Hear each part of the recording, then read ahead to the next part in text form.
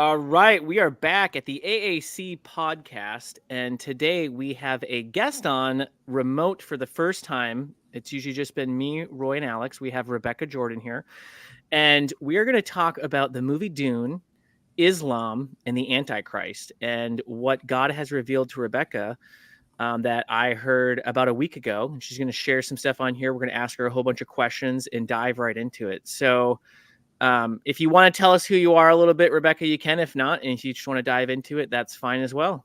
Have at it. Cool. Yeah, it's so awesome to be here with you guys. I'm really excited about this conversation. I love just talking through things like this and actually just learning how much I love it. I love beholding the beauty of God. That's just who I am. And so what that looks like as it's expressed in my life is I'm a filmmaker. And actually, I'm specifically a filmmaker who works in the anti-trafficking space. So working on the domestic front in the United States to fight the crime of child sexual exploitation.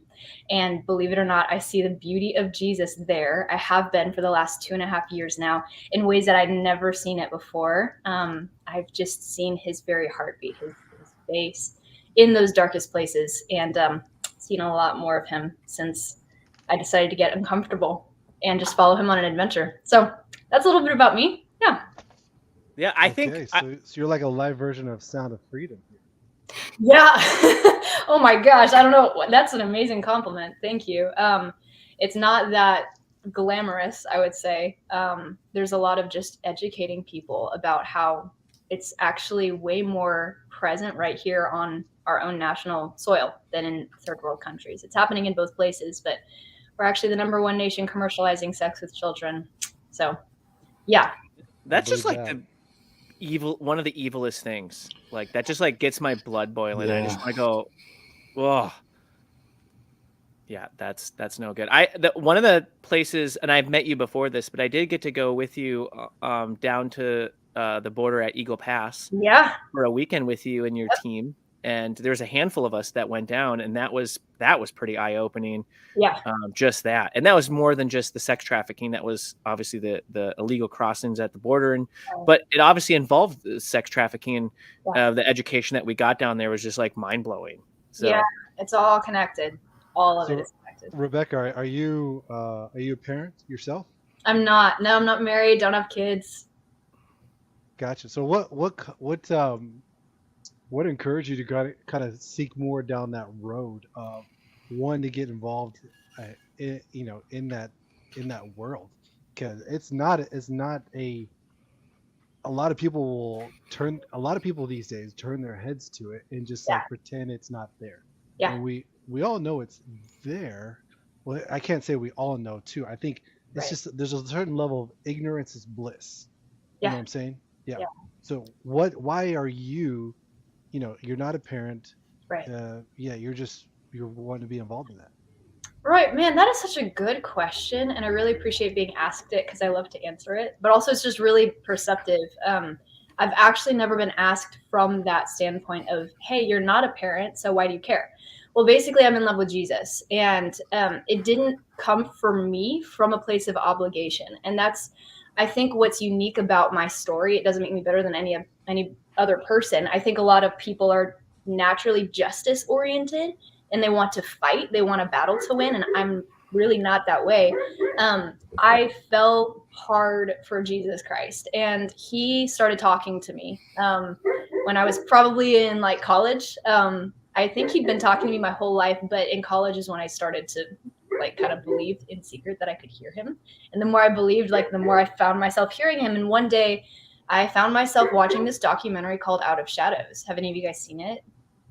No, I haven't. Out of Shadows? No. It was this. Sounds familiar, but I don't think I have. Yeah. So 2020 came around, and this documentary was produced by just a couple of indie filmmakers out in Nashville, and it went viral, and then it got shut down. It got banned or canceled or whatever, because people didn't want to know what was going on. It was a film about satanic ritual abuse in the elite segments of society, specifically Hollywood. Well, at this point, I was a Christian and a filmmaker, and so in my mind, I'm going to Hollywood. And That's just a knowing I've always had. And I was like, I want to be that person actually right now. Yeah, that's the film, Out of Shadows. I actually highly recommend this film to anybody who wants to have a conversation with Jesus about his beauty in the darkness. Because not to get on a tangent here, but the guy who's the central figure, he has a really cool story about that. But anyway, watch this film, and I wanted to turn a blind eye because I'm very sensitive to anything anything dark, anything violent to begin with. But then now you're talking about sacrificing children. I wanted nothing to do with that world. But Jesus was so sweet, and he pursued me. And he wasn't like, Rebekah, I need you. I need your help. These children need rescuing. He said, I'm beautiful there, and I want to show you. So will you come with me? And I finally worked up the courage to say yes, like a year and a half later.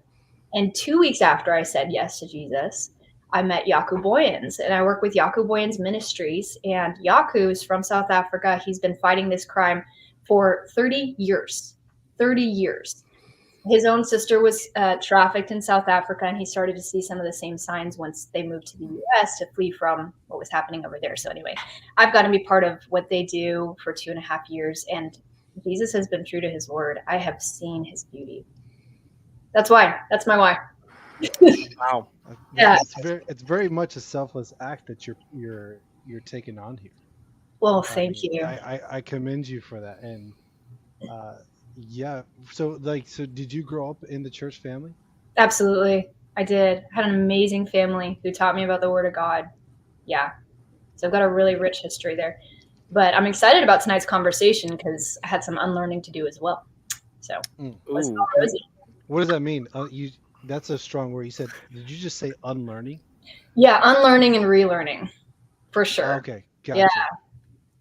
Yeah, not to get to the point of knowing nothing, but. Oh, right. I just never sure.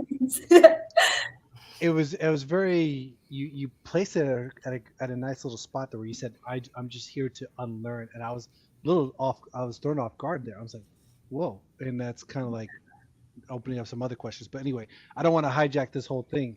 No, you're not. I love the conversation here. Yeah. I'll let Jaron start here. No, I think the unlearn thing we could tap into, but let's come back to that if we have time later, because I think there's so much to unpack with these three topics that I want to just dive into. But hit us, real quick. I've watched the first Dune and half of the second one, and I think Alex, yay or nay, did you watch any of them? Roy? I've seen them both. Yes. Okay, and so I enjoyed them quite a bit, actually. I didn't think I would. It was one of those scenarios where I see it and I'm like, that looks so interesting. It looks like it's right up my alley because I'm a big Star Wars fan. I like sci-fi stuff, and I'm just like, I've always put it, for some reason I always put it off. And then like I'm seeing other people. You ever get involved where he's like, everyone's making so much hype and you're like, I'm gonna wait. I'm gonna wait till the hype dies down. Jared knows that. Alex, I'm a self-professed movie snob. Yeah. I'm not even. Then that's you. All three of us need to go and watch. The filmmaker has the highest standards. Yeah. I literally push up my glasses. Yeah. I will say though, the last movie I watched before leaving Texas was Rebekah's recommendation, Warrior, that I've never watched, and it was fantastic. Yeah. You haven't seen Warrior? I just watched it. I watched it. I saw it for the first time with them. Yeah. You're talking about the two brothers that we fight. Yeah. In MMA. I never watched it. Phenomenal. Yeah. One of my favorite. Tom Hardy. Dang, that guy's a beast. Well, he's a beast. He's not as big as he was, but he was a beast. It was really good. So, okay, well, let's get into it. However you want to go, Rebekah. I mean, when I sat there and listened to it, it was great. But if you want to change it up, go for it. So, sure, have at it. I was just kind of processing, like, man, to share this to just I don't know, blank space. It's not a blank space, of course, but to anybody who may be listening out there, the movies are awesome. Like so Dune 2, 2024 was the second box office hit, the number 2, right? Grossing box office hit this year. So huge franchise based on novels written in the 60s and 70s. And, good story. there were parts of the film that I really enjoyed for sure. I'm actually interested, Roy, in what you enjoyed about it, because if of the two between you and Jaron who have seen it, I'm interested in your take. Jaron and I have talked, but what do you think?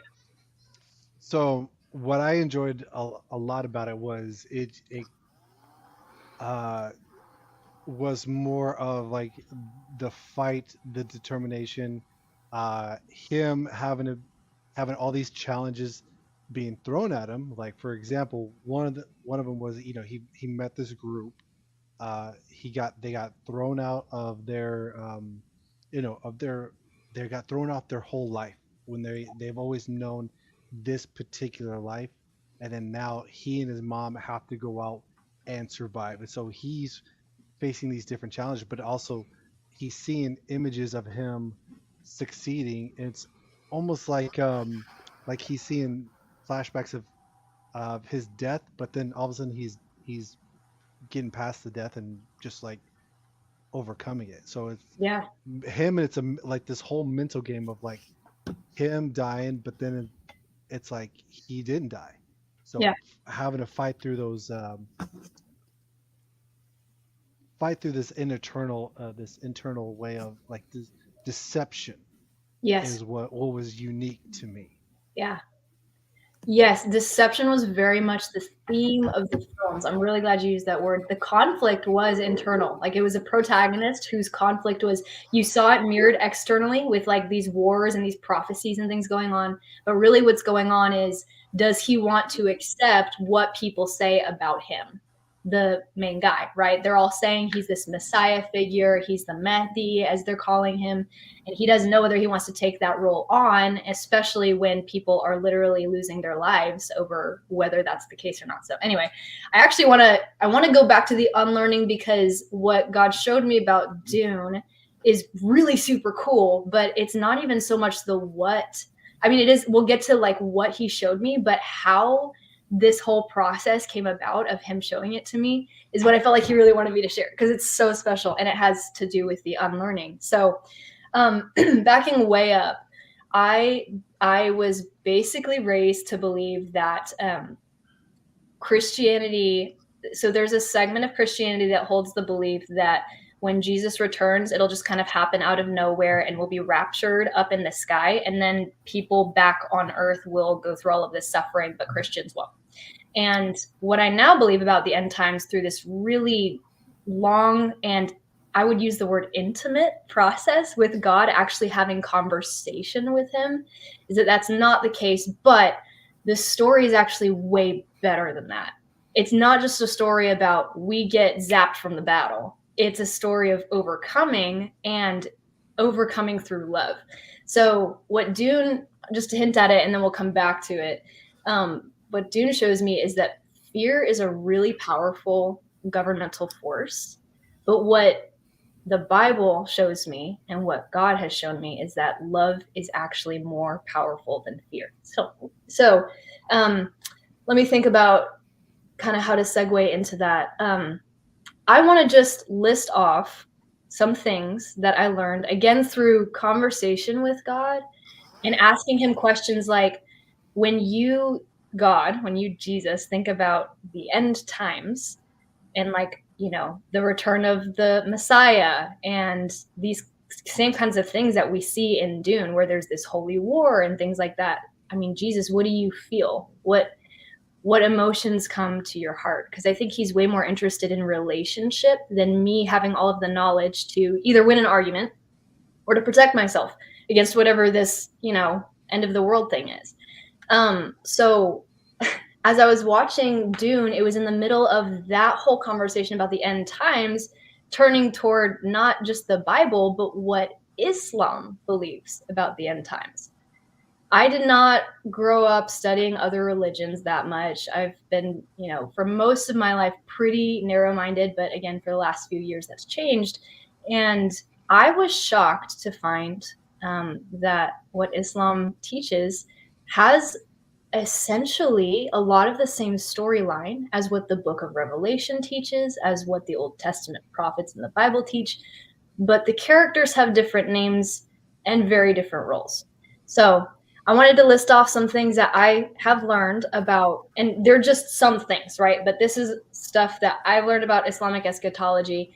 I don't take credit for this. I would actually strongly recommend, if anybody wants to get into this more, I got this information from this amazing YouTube video by Joel Richardson, who lives in the Middle East and talks with Muslims every single day, as well as Jews. He's a believer.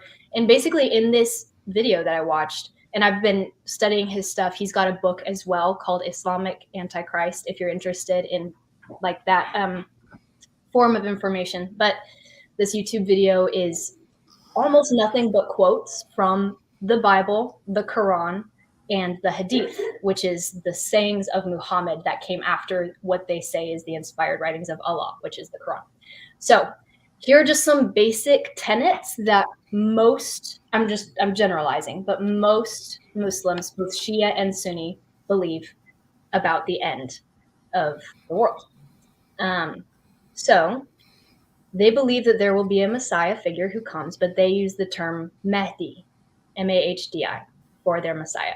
This Mahdi will come and he will be the final king, or they use the word caliph. He will war against the enemies of Islam, so the Jews and the Christians. He will form a coalition of nations to go against the city, Jerusalem, and take it by force. And then this caliph will rule from the Temple Mount in Jerusalem.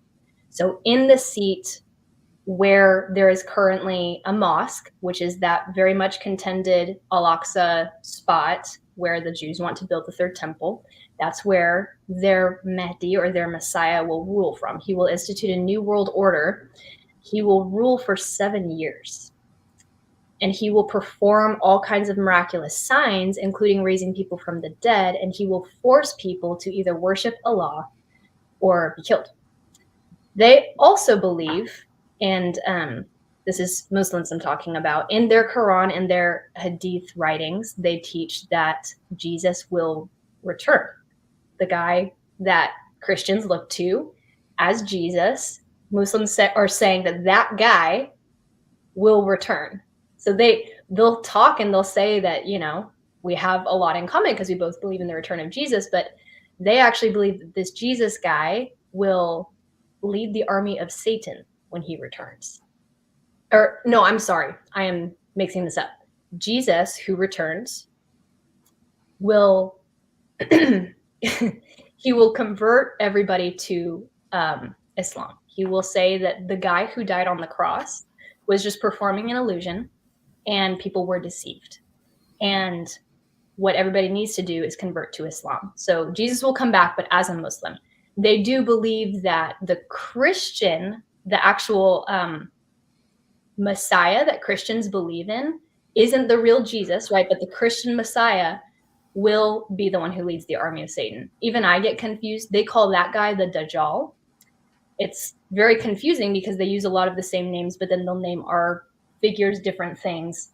But they're teaching people that a Jewish king will also arise and oppose the army of the caliph by leading the army of Satan.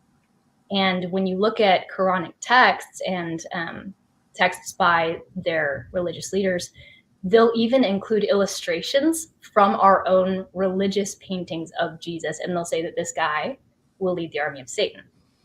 And the final conflict will come when the Mahdi kills this false Messiah, right? So those are just some of the things that Islam believes, according to what I've studied. And I know I made it sound like it was just one YouTube video, but that was basically the one that I want to point everybody to if they want to research this, because I don't want to take any credit for what I've learned. And again, it's really just quotes from their religious texts. But I have been studying this for about 1.5 years. And it's been a really sweet conversation. Can you say that video one more time? Yeah, I don't think I actually gave the name of it. It's by Joel Richardson, and you would look up in YouTube Islamic Eschatology and the Book of Revelation, which when I saw that thumbnail, I was like, I did not know those things go together, but they very much do. So, and I can send you the link to. Yeah, send me the link. I'll put it in the. I'll put it in here after it goes. Okay. Once it's, I mean, we're live, but like once it's posted, yeah. I'll add it to it. Perfect. Yeah. So those are some of the things that I've learned. Any comments before I keep talking? Because I know I've taken a little bit of time to explain that. No, I mean, I think that was interesting. You're bringing up Joel Richardson, right? Yes. Yeah, Richardson. So, have you heard of Billy Carson? Mm-mm. No. Okay. So, well, I mean, I would go in there because Billy Carson brings a unique perspective on who God is when it comes to God as a higher consciousness and um, God and the quantum physics as well. I Mm. wasn't sure if I won't go down that rabbit hole because I mean if you don't know who he is, so that would be unfair for us to go uh, that deep. But Mm. uh, yeah, Sounds fascinating. Jaron, do you know who Billy Carson is? I know the name, but I don't know what you're referring to from the video or the context. But I know who he is. I just don't know a lot about him. I do know Billy Carson. I know who he is. I don't watch a whole lot of his content, but I know he with the kind of ideas he promotes, like universalism. He kind of explains how Jesus was kind of like misinterpreted by Christians, and he wasn't really the Messiah they thought he was, and kind of uses some Bible verses to explain what he think happened and why the apostles misinterpreted Jesus. Yeah, that could be another podcast that we can talk on, when it comes to different perspectives of I guess more radical or I guess if you want to call it radical or anything, but yeah, it's um, let's just say he's really good speaker and he does bring us some questions. Mm. But anyways, um with Dune, like what was the what made you feel like this was connected to the spirit of God and how does that interject? Because I know you shared some of your ideas, but I was trying to make the connection. To make the connection, which I have not made yet. I would start by saying that they use the same terms. They use the term Mehdi, for example. That's the main term that, and they'll say Lisana gave, and some of those terms are either fictional or possibly, I'm not pretending to know everything about Islamic eschatology, not by a long stretch. This is just some of the like bullet point stuff I wanted to bring to the podcast. But they use that term when they're talking about the Messiah who will rise up. And essentially, everything that I listed bullet point wise of what Muslims believe is the reverse of what the Bible teaches about the end times. So it's this matter of basically you've got a Messiah figure who has these prophecies who've been that have been spoken about him, right? The Timothy Chalamet character, Paul is his name, right? Mm-hmm. And he's trying to decide whether he wants to believe in this stuff or not.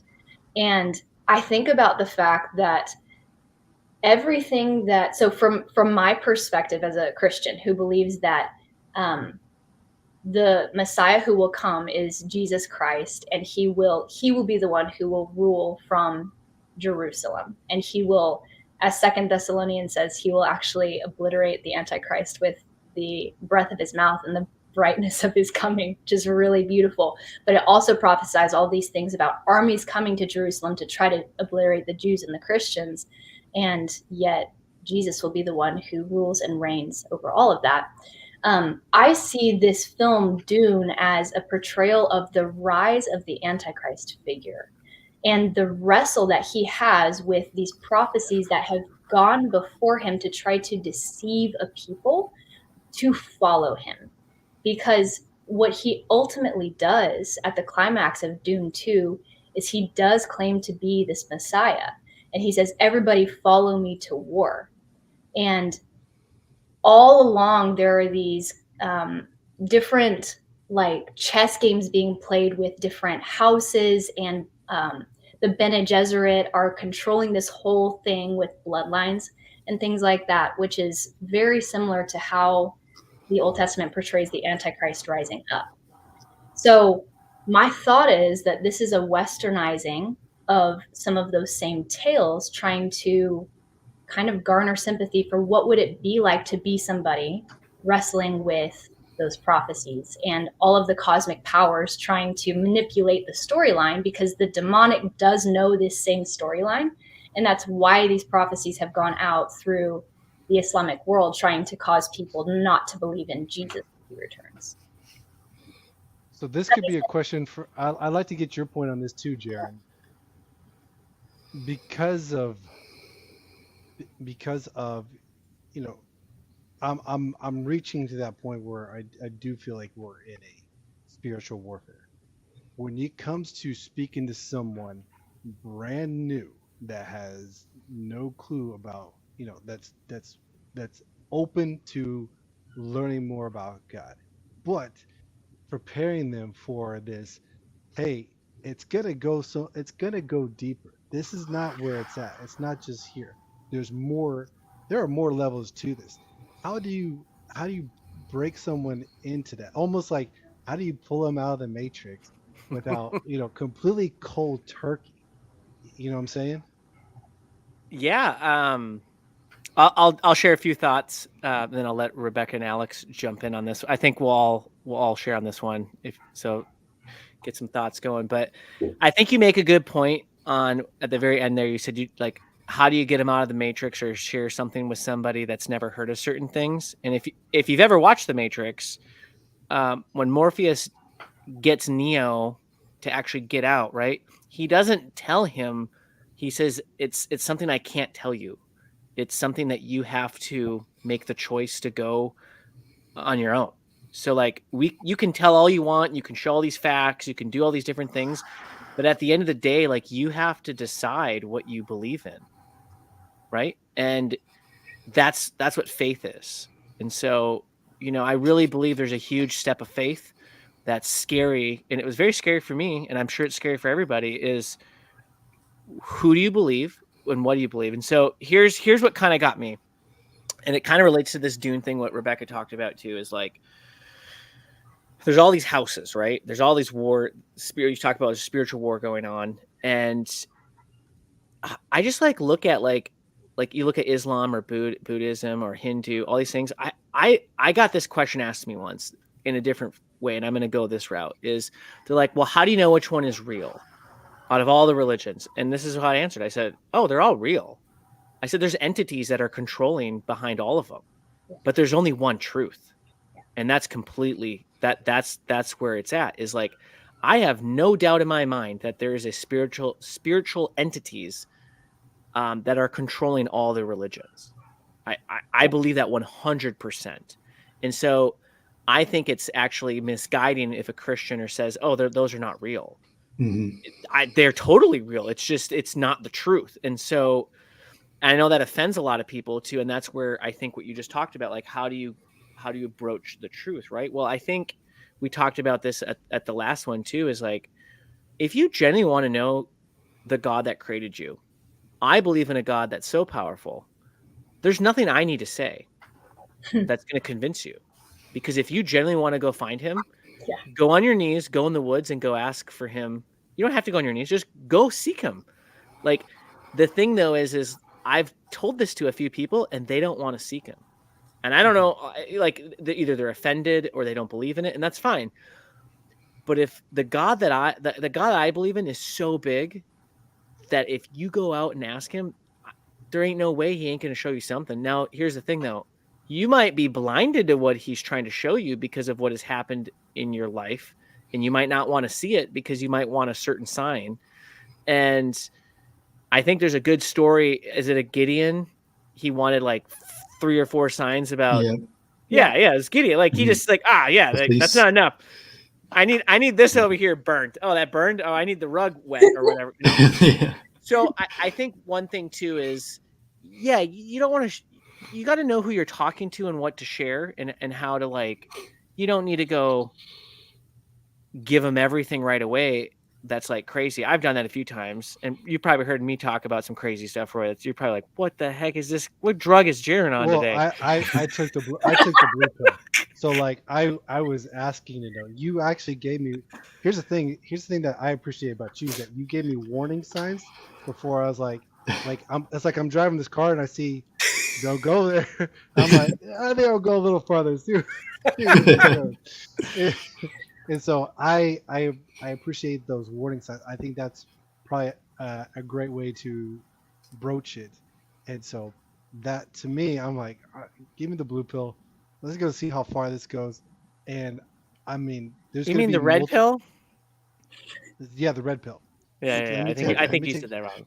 Yeah. But So I'll say this, and I'll let Rebekah and Alex chime in on their thoughts on this too. Is I think that's a good way to approach it, Roy. Is like you don't try to go get everything and try to grab all the knowledge. That's actually how Satan fell, and that's a whole nother story about pride and knowledge. But one thing too is when you talk about all these religions and all these things, and this is where the rubber meets the road for me, is at the end of the day, there's only one way to be saved, and that's through Jesus, because he died and he had to go basically.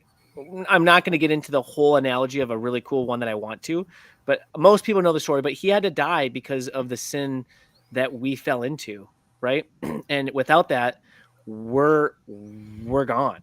And so that right there is the truth. And that's where I think the battle comes into play with all these other religions, is they don't believe in that at all, that you can earn your way there. You need to do this. There's nothing we can do that can get us out of sin except accepting Jesus's died on the cross. And I'd love to do some other videos on this of different analogies about this with Chronicles of Narnia, Aslan. There's some really cool ones that we can dive into, but I think at the end of the day, for me, it's that simple. And then after that, I think a lot of people can get complicated, or who's right in this and who's in that. And it's like, well, if you stay right here and you get your foundation set, I think that's the most important. So I'll let one of you two go from there. Yeah. As far as like pulling someone out of the matrix or like giving them the red pill, as people here who can like dump a ton of information on people, I'm sure like all of us could just like shove all of the craziest things we ever heard and seen down like a new person's throat, and that would just shock them and kind of like turn them away. What usually happens with people who are being shown the truth is God is kind of like preparing them, and he's kind of drawing them in. He's usually been working on them for a while, and you can kind of like see the signs, like they lost the rigidity for what they're believing in, and they start to like be a little more open to questions. And what we could do is just having all that information, just kind of like watch and see how prepared they are, and see how many openings there are, because you can't just dump everything at once, obviously. But if they reach a certain level of like maturity and humility and curiosity, and maybe you have a prompting from God to say something, then you just share like a little nugget of information, and then you leave out the rest of it, because that's going to make them more curious, and then God's going to draw them in even more.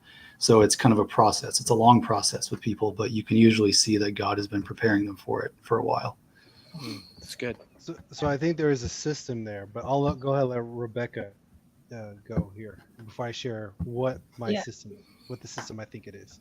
Yeah, I love your question, because that's a question I used to ask all the time, and honestly still find myself asking in my mind. Like in my subconscious, I'm rehearsing cases and arguments all the time for this kind of stuff, because I'm still working my way out of the knowledge is power kind of framework, where in order to protect myself from the world, I have to have the counter to every move, or the answer to every question. Here's how kind God is. I told Jesus, I want to understand everything. I've been telling him that since I was a little girl, probably without really knowing. And I was taught, oh, God's ways are higher than our ways, which means we shouldn't ask him questions, which is kind of what a bad parent would do, is like get annoyed at their kid's little question. God doesn't do that. His ways are higher than our ways means I get to imagine the best possible God I possibly can, and then that imagination is a diving board. I jump off of that and he's way better, right? So here's how kind he was for me. I said, I want to understand the end times, because this is important to you. It's all throughout the Bible. So Jesus, tell me. And he said, not yet. Your heart's not ready yet. the same way he knew when my heart was ready to watch that documentary. So he came back like 6 months later and was like, okay, now we can start, but we're going to start one piece at a time. I'm going to talk to you about my heart for Israel. Then I'm going to talk to you about covenant. And it was like layers and layers, and now we're here. But I almost, again, like at the beginning of this podcast was like, yeah, I want to tell you guys what I saw in Dune. It's really cool. But it's also not just about information. It's like how I got there was so relational. And we get to be stewards of the mysteries of God. So there's no question that he's turned off by. And everybody, like you said, Alex, so well put, everybody's like on their way there in their own kind of path. But what's your thought about a system for that, Roy? So to me, you fall in this particular phase, Rebekah, where you are in this mentor phase. So meaning being mentored.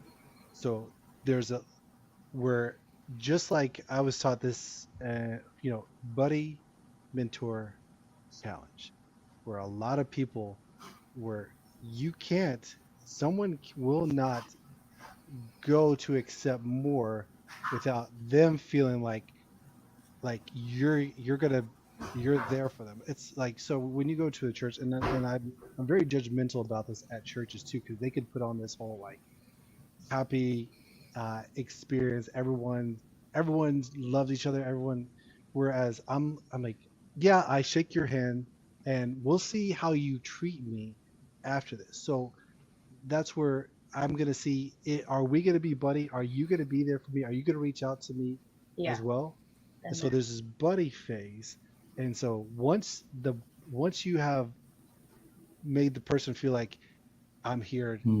What kind of questions do you have for me? I'm here. The same thing that God's doing to us. Then there's this mentor phase. Once you feel like, God, I feel you. Then there's this mentor phase. I'm like, okay, I know you're here. Let me mentor you. Let me give you some answers as you're going through the Word, as you're reading the Bible, as you're having your prayers. Then you're being mentored. That's another way of God being poured into you. And then there's going to be that next phase. Well, can I challenge you to go and do these works to help other people? And so that's kind of almost, you kind of stepped in that realm, Rebekah, already with the whole sex trafficking. You're going to these other realms. You're accepting other challenges. So that's where I feel like there's this buddy mentor challenge. You're in that mentor / allowing challenges to come your way. And me, I've now gone past the whole buddy. Now I'm being mentored. And the challenges, I'm waiting for the challenges to come. There's challenges every day, but I'm waiting for him. There's going to be a particular time where he will ask for me to be challenged, to come out of my comfort zone. And so that's my system, and that's where I see where, I don't know. What is your thoughts on that? I actually have a thought on that. That's really good. You broke that down really good, Roy. Yeah, it's beautiful. Actually, yeah, very beautiful. Phenomenally broken down, man. I actually got a really good insight of how you did that. So, yeah. That was awesome. I like what you said too about the stages, right? What you talked about, like the challenges. I feel like I've done this, and I'm sure we all have done. Like, you're asking God to go, like, hey, I'm ready. Like, let's go, put me in the game. And I know Rebekah knows this about me because I've shared this with her specifically on something. And also, I think you think you're ready, but God's actually, he loves you so much. He's like, no, man, like if you go in, you're going to get killed. Like you got to get trained up. You got to be in that mentor stage, what you just talked about.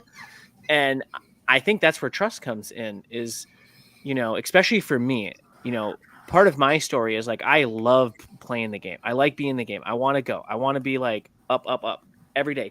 And I feel like my last 4 years of my life, I feel like I went in the game and I got put on the bench. Like that's literally how I felt. But then I realized, no, I wasn't on the bench, but I was there for a time and I'm learning. And there's still things where like I had to grow personally before I could help anyone else, because being in this is the part that I didn't understand I needed to learn. Being in the game has nothing to do with making money. Like all these things that I think I need to do on a physical standpoint, it's being mature in Christ and understanding how to love people, because he can have me be poor financially And that's exactly where he needs me right now to reach somebody. And in 3 months, maybe he needs me to have a ton of money because I need to be in a certain room to reach that person. And I never thought of it like that way. And so I was like, you know what? Like he can see the pieces on the chessboard of where they need to be moved. And I get so wrapped up like what I want in life. And I can see there's a bigger picture. And he's revealed a few things through me in the last like kind of 6 to 12 months of like, hey man, I got you. Like your life's going to be phenomenal and enjoy the journey, have fun. And wherever I have you at that moment, like be listening. And I think that's one thing that's big is we forget because we want the challenge. We forget to listen and be like, hey, what do you have for me this week? Because I don't know about you guys, but I miss a lot of that because I'll be like, I'm go, go, go, go. I'm busy, busy, busy. And then there's things in my life where I'm like, oh my gosh, like I think he wanted me to say something to this person or go do something. And I think I've got to do this huge big picture thing. And he's like, nope, right now I just want you to do this. Right. And then once you do that, then I will give you something bigger. And so I think it's the stepping stones for me that I've learned is to take a step back and be like, all right, God, like I'm having fun now. I'm really happy. I have a lot of joy in my life. Because I know where my source comes from and it's not material things. It's not and don't get me wrong. Me and Roy, we're going to go build an awesome company, an All-American Canine, because I know that's part of the story is he's going to have us go and do huge challenge, but we have to do some of these littler ones on the way. So there's my 2 cents. Love it. Alex, any thoughts on that? As far as the system, I can definitely see that. Like, you don't. We talked about it. Was it the last podcast or maybe 2 podcasts ago?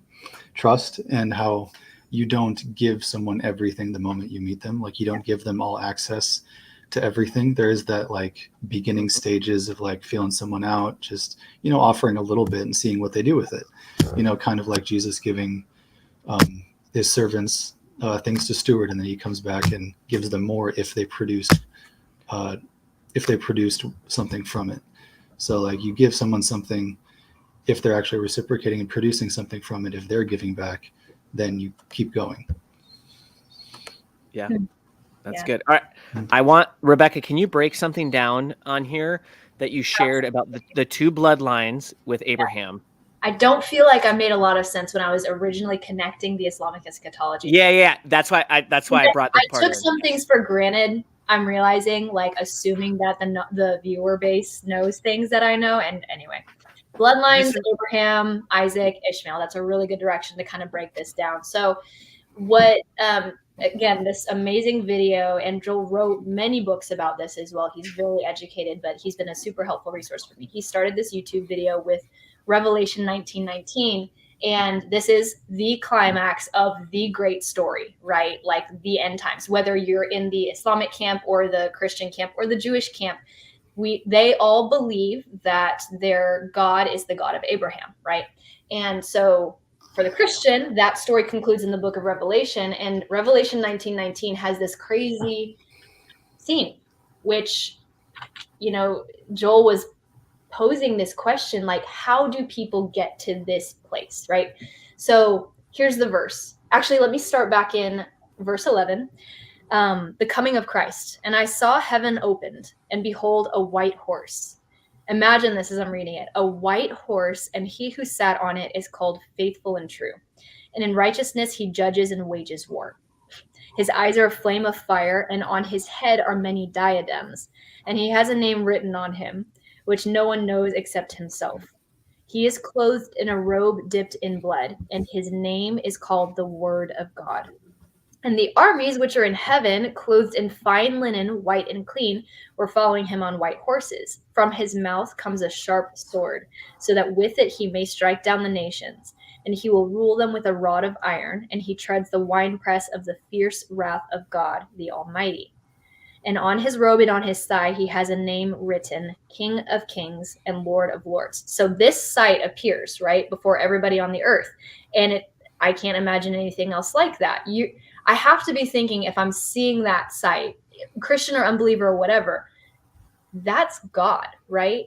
But watch this, what happens in verse 19. After this sight, I saw the beast and the kings of the earth and their armies assembled to make war against him who sat on the horse and against his army. So even in the face of such glory and divinity, there's still this army that is somehow thinking they can win. And so that causes me to go back to your word, Roy, deception. The demonic, the forces of evil know this story as well, like I was saying earlier. And my thought is what Dune shows us is the spiritual war, like Jordan was saying, where they're trying to outwit or manipulate God and win, even though God has set in stone the things that are going to happen. And you can't outwit God. But there's this army that really, it's not just the beast, right? It's not just the Antichrist. It's this horde of people with him who are convinced that the sight that they're seeing right now is something that they've already been prepared to win. And Dune shows us this too. So the reason why Islam has all of these same story plotline points, but different characters where the good guy is actually the bad guy and vice versa, is because in reality, not in Dune, the demonic has been trying to do this, has been trying to arrive at that moment in human history and somehow have people on its side. Like the enemy wants an army, right? So it's out to convince people that the Christian Jewish king is the leader of the army of Satan, and that when Jesus comes back, he will convert everybody to Islam, right? So things like that. It's literally flipping everything on its head. And in Dune, it's mirrored in the way that the Bene Gesserit are in the shadows. They have the prophecies. They know the storyline of what's going to happen at the end with this Mehdi figure and the holy war and who's going to win in the end. And they're controlling everything with, honestly, a lot of the same tactics that the real demonic does in our real lives today. They're using bloodlines. They're manipulating people by making sure that at the right time, the right person from the right, in the Bible, we have the prophecies about the ethnic and national bloodline that the Antichrist will come from. These guys know that, and so they want to have their figure ready. So even though Paul Atreides is the one that seems to be fulfilling these prophecies, you also have his mom pregnant with a sister, right? And I haven't seen the third movie. It hasn't come out yet. I haven't read the book, so I don't know where that goes. But they've got scenes in the second movie as well where the Harkonnens are getting impregnated with people and trying to also have that bloodline ready to go just in case. And then you find out it's actually a really pivotal plot point that Paul is a Harkonnen. And it's like, why is that such a big deal? Well, it could be that if this is an analogy for this same kind of story about powers and principalities trying to outwit each other in the face of a prophecy that's already been decided, that for him to find out that he's of a certain bloodline is like sealing the deal. Oh man, maybe I am this guy. Maybe I'm the bad guy, you know? So yeah, I saw some of that going all the way back to Abraham, Isaac, and Ishmael. That controversy and that prophecy centers around God, Yahweh, making a holy covenant with Abraham. In Genesis 12, he says, your descendants will be like as numerous as the stars in the sky and as the sand on the seashore, and through you all nations will be blessed. And what I felt like God told me even today was, so the promise came to Abraham's son Isaac, but there was also a son, Ishmael, that didn't, you could say, receive that same covenant in that way because Abraham went outside of the will of God and had that son by a concubine and not by his own wife, Sarai. And so what's really sweet about that story is through you, Abraham, all nations will be blessed. The lineage of Ishmael is the lineage which most Arabs come from today, and those are the Islamic states today that will one day try to revive a caliphate. And from that caliphate, you'll have their Mehdi or their Messiah figure. And that story with Abraham, Isaac, and Ishmael goes, Ishmael is jealous, and there's this prophecy pronounced about him that he will be like a wild donkey of a man, and he will turn against all of his brothers. He's jealous about this covenant that seems to be made with Isaac and not with him. But the truth is that through Abraham and his son Isaac and all of the sons after him, eventually leading to Jesus, all of the nations, including the lineage of Ishmael, will be blessed. We've been grafted into that. And God is kind to all people. Yet the enemy and the people who are following the enemy think that they don't have something that God is handing to everybody. That jealousy produces insecurity, it produces all kinds of fear, anger, and rage. And so they're looking for somebody to lead them, and they will blindly follow this heartbreaking deception where they end up in the army that will actually look Yeshua, the Messiah, in the face as he comes on a white horse and say, "We can take him." Isn't that crazy? Did that make sense? Also, Yeah. Yes. okay, good. Yeah. That was a great breakdown, by Okay. the way. Yeah, Yeah. crazy stuff. The things that we'll do when we're in fear, right? Mm-hmm. When we don't Yeah, know. deception is so powerful. I think it's something that John Bevere says is the most dangerous thing about deception is people who are deceived don't know they're deceived and they think they're right. Yeah. They will argue with you as if you're the one who's deceived. Right. So I've seen people blinded by deception and like demonic torment before, and it is a powerful thing if they don't have that, like if there's nothing that's broken their, like the hardness of their heart yet, you can't get through to them, no matter how logical you think you are. They don't care. Fear is a very powerful motivator. There's no denying it. And honestly, so much of the religion of Islam is built on that. Like, you will submit to authority, no questions asked. And what Jesus presents is something so counterintuitive, so countercultural, and so opposite. And what I love about the story that I live in is perfect love does cast out fear, and love never fails. It wins me. Roy, I'm so sorry. I think you are trying to talk, but you're muted. Yeah, you're unmuted. I did not mean to be like interrupting you if you were trying to talk. No. Yeah, shut up, Thank Roy. you for.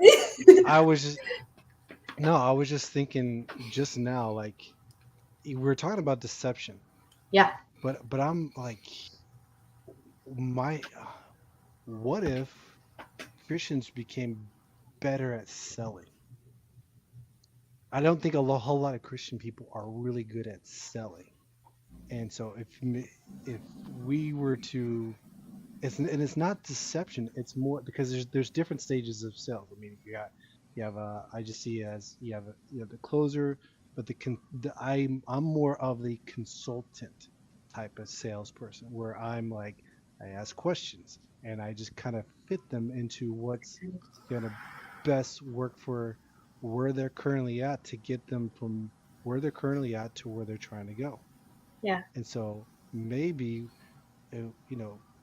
Christians need to go through some sales training. And I think I know what you're going with it. Yeah, I think I know where you're going with it, but I think at the end of the day I think Christians just need to act what they believe.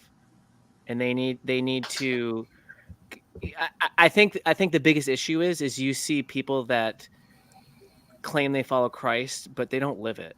And I think that's that simple. I don't think because at the end of the day, like, God's real, his love is real, and if you believe it and you live it, that's all the selling that you need.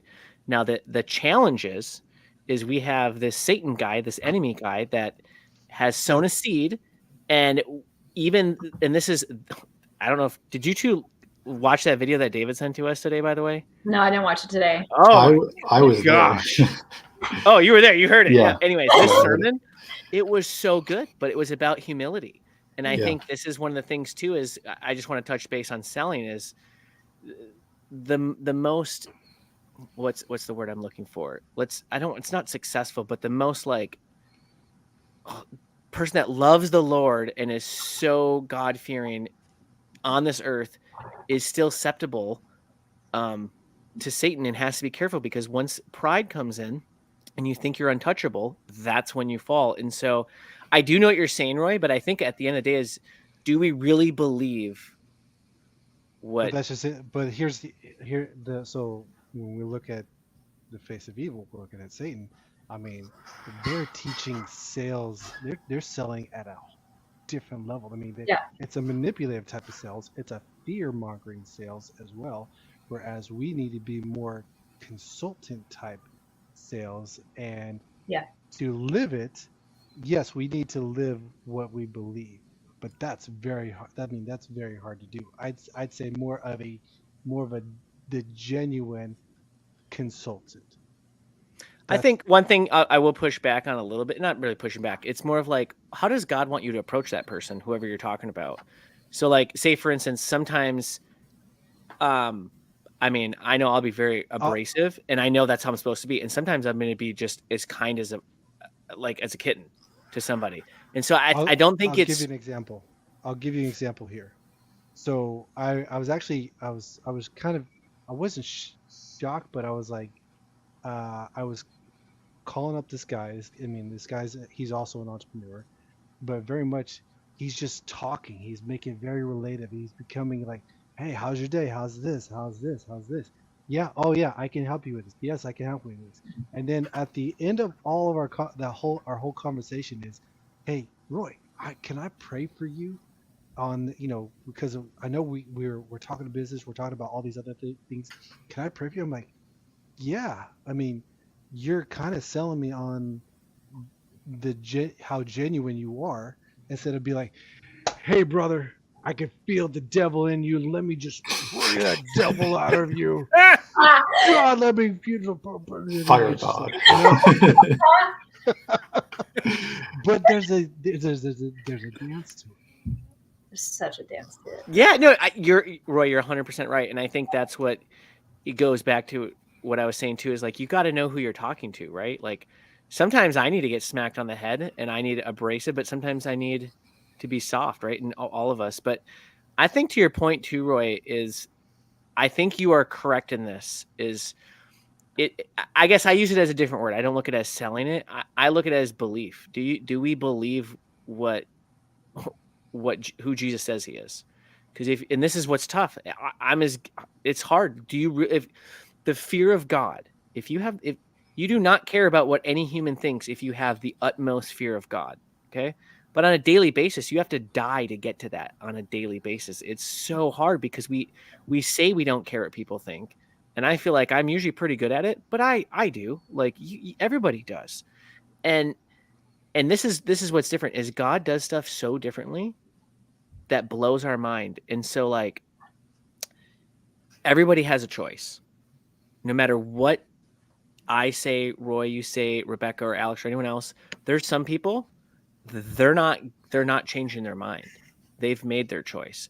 Now I don't want to get into the whole theological debate on all that because I know that can open another can of worms. But at the end of the day, like we are given free will, and no matter how much I sell, Roy, or however you put it, or like preach, whatever you do, that person gets to choose what they want to do with their life. And that's the beautiful part of what God did. And you like picture yourself, you have kids, right? Picture yourself as the dad, right? You're going to allow your kids to make a choice, whether they're going to come back and love you or not, because if you force them to stay, it's not true love. And so I think, I mean, that's like the most heartbreaking thing if your kid leaves and never wants to talk to you again, but you can't force them to stay because it's not real love. But you make a good point, Roy. Like, So yeah. hey, something just came up. I just saw this. All right, put it up. We're talking about Dune, right? Yeah. Okay. So I think I know what you're gonna look up. Or, Oh, wait. I know. There's a glare. It's a ring light. I don't see anything else. okay. So this is it's purple. So the main character that was in Dune. Yeah. What's his name? Timothy Chalamet. Huh? The character or the actor? The actor. Timothy Chalamet. That was Timothy. Okay. Never Yeah. mind. I'm gonna back out of this because I thought it was this guy. It's not. Never mind. They look very similar. But it's not. Okay. Yeah. Oh, really? Yeah. All right, I got one last thing I want to touch base. We're going on an hour, so we'll end it. But we talked about deception. I don't know if any of you guys are watching The Rings of Power by chance. No. Okay, here's what's funny. I love Lord of the Rings. I'm not a fan of how they're doing a lot of the stuff, but the portrayal of Sauron to Satan and the enemy in the last 2 episodes are, I hate saying it's so good because you're like glorifying, but like it is so well done and scary of how deception this guy did with this high elf lord. And he did what you just talked about, Roy. If he got him to believe all these things from a manipulated standpoint and pure deception, and it's portrayed so well. It's so scary. Yeah. And what I got out of this was I'm watching this and I'm like, holy crap. Like this entity, Satan, Lucifer, whatever his name is so crafty that the moment you think that you can outwit this guy, you're done. Like Jesus is the only way, is your defense. Outside of that, like this guy is going to kill you. Like, and that's not glorifying him. It's just he was created of a higher nature and a higher being than us. And I think this is where the humility comes in, is we have to be very careful that we don't get knocked off on our high horse sometimes. So I'm watching this, and here's how I'm looking at it: is I look at the elves of kind of like the angels, like our older brothers, our older siblings in the family, right? You have God, you have the angels, and you have us. So we're a family, okay? And then you have the humans in Lord of the Rings, and that's us. And so I'm watching these high elves. They're immortal, and this one elf that creates the rings, Sauron gets him to go do it by manipulating, and he puts fear into him, subtleness of you're missing out on your like your why in life. His why was to like create these rings, and he tricks him, and he gets to the point. This just blew my mind. I'm going to ruin it for somebody. So spoiler alert, if you haven't watched it, don't listen to this part because it actually gives a lot away. I hope you guys don't mind because I'm going to spoil it for you guys. You're fine. Go Okay. ahead. Go ahead.